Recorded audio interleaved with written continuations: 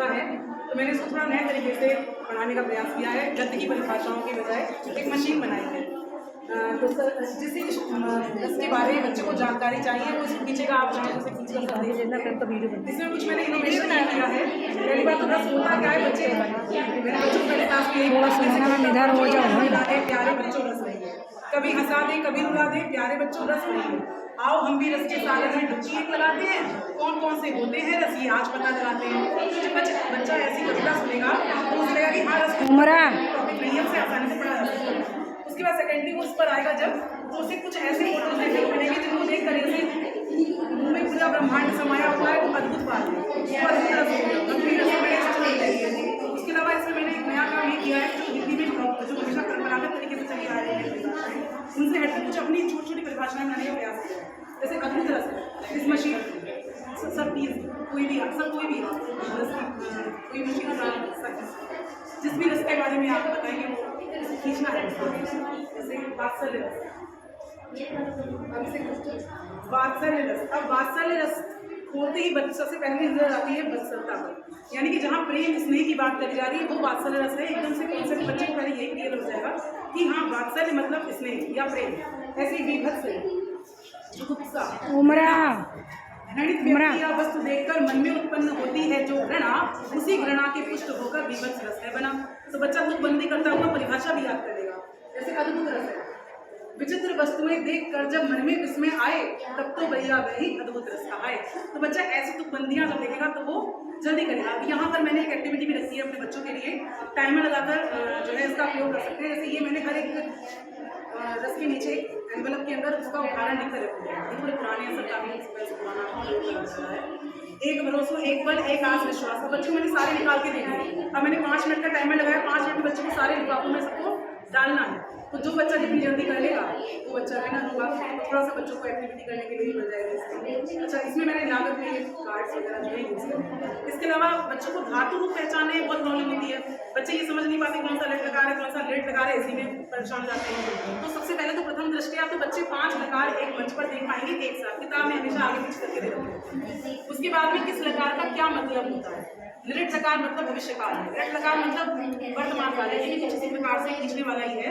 जब लिट लकार है तो बच्चा उदाहरण में समझ जाएगा। लिट लकार मतलब राम पढ़ेगा, लिट लकार मतलब राम पढ़ता है, लग लकार राम ने पढ़ा, उदाहरण हिंदी में समझेगा। और ये भी बच्चा पूरे रूप को याद हो जाते हैं, पर समस्या कहाँ पर आती है कि भूल जाता है लिट लकार वाला कौन सा रूप था। तो एक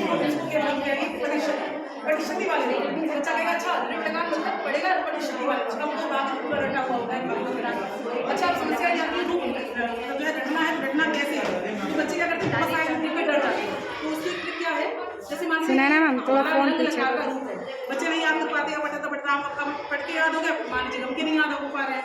तो हमने एक ट्रिक ऐसी बनाई है जैसे ता, काम, न, विसर्ग, तम, तब।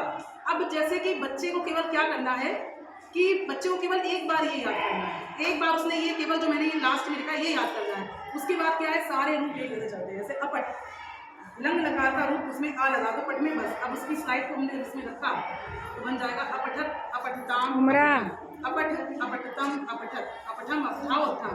अब अगर पट, अब उसने अपट पट के तो याद कर लिए। अब क्या भू धातु के याद करने हैं उसको। अब भू में भी क्या है, भू का रूप धातु रूप बनता है भव, आ लगा दिया शुरू में और बस ये स्लाइड रख दी। ऐसे ही अभवत, अभवताम, अभवन, ऐसे वो कई एक रूप जो है याद कर जाएगा। उसे बस केवल एक बार ये याद करना है, उसे फिर रूप दोबारा याद नहीं करना। अब बच्चा जब यहाँ पर पारंगत हो जाएगा तो हमने इसके पीछे बना रखा है, इसलिए काफी बड़ा हो जाएगा।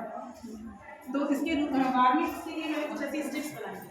जैसे हर एक कॉलम में पहले तो बच्चा जब बच्चे को रूप आ गया, बच्चे को मैंने दिया प्रतिशत वाले रूप कहाँ रखने हैं बताओ, वो लिट लगा के फटाफट से बोलेगा। पठत वाले रूप कौन से होते हैं, लोट लगा, ठीक है लोट लगा लेंगे। ऐसे करते करते पांचों के रूप यहाँ पर आ जाएंगे। अब बच्चे से मैं क्या एक्टिविटी कराऊंगी, इससे बच्चों को लेवल्स क्लियर करना अच्छा लगता है, मोबाइल में वीडियो गेम्स खेलते हैं। अब एक लेवल पे तो उसने यहाँ लिखा, सेकंड लेवल होगा कि बच्चे से प्रतिशती के रूप आपको दे रही हूँ, आप जो है फटाफट से अरेंज करो। बच्चा बैंड बोलते हुए फटाफट से प्रतिशती, प्रथम पुरुष एक वचन प्रतिशती, प्रतिशता प्रथम पुरुष द्विवचन, प्रथम पुरुष बहुवचन। ऐसे करते हुए बच्चा पूरा जो है रूप अरेंज करेगा। प्रतिशता का प्रतिश्याम, प्रतिश्यामा और प्रतिश्यामा। अब बच्चा ये सेकंड लेवल क्लियर कर दिया। इसके बाद भी हमारे पास एक लेवल और आता है।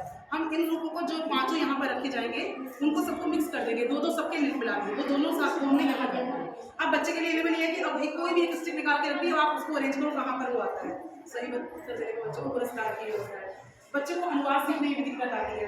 अब जैसे ये जो छोटे से है, इसके माध्यम से बच्चा अनुवाद अच्छे से सीख रहे हैं, मुझे ऐसा लगता है। जैसे तुम पढ़ते हो, बच्चे को तुम की संस्कृत नहीं पता है, अब हम बच्चे से कहेंगे आप इसमें से तुम की संस्कृत ढूंढिए। सर तुम की संस्कृत आप बनाने का प्रयास करेंगे?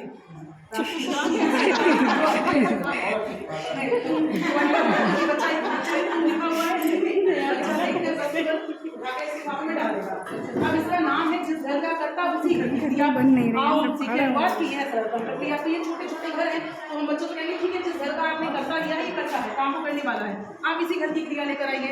तो बच्चे पटसी लेकर आएगा, तुम पटसी, तो बन गया तुम पढ़ते हो का रूप बन गया अनुवाद तुम पटसी।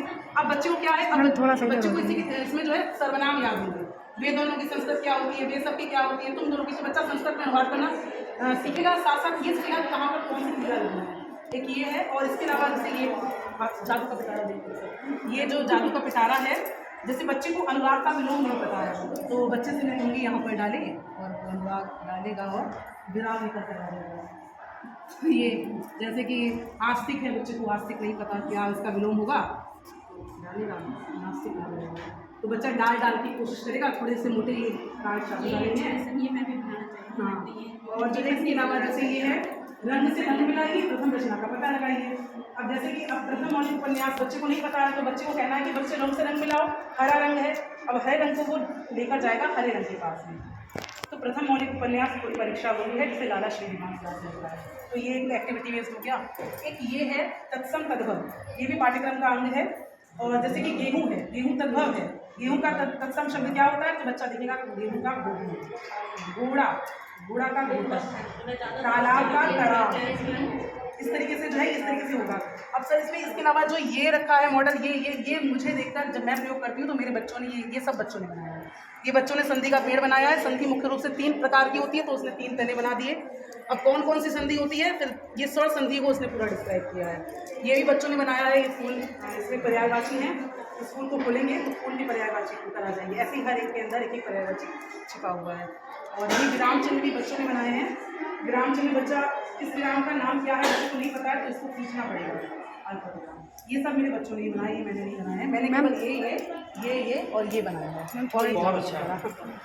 ये भी मेरे बच्चों ने बनाया सर, ये क्लास के बच्चों ने बनाया सर ये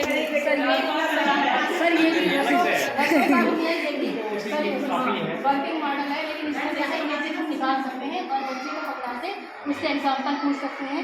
अब जो भी परिभाषा इसमें हर बच्चे को अलग अलग करके कई एग्जाम्पल और वर्किंग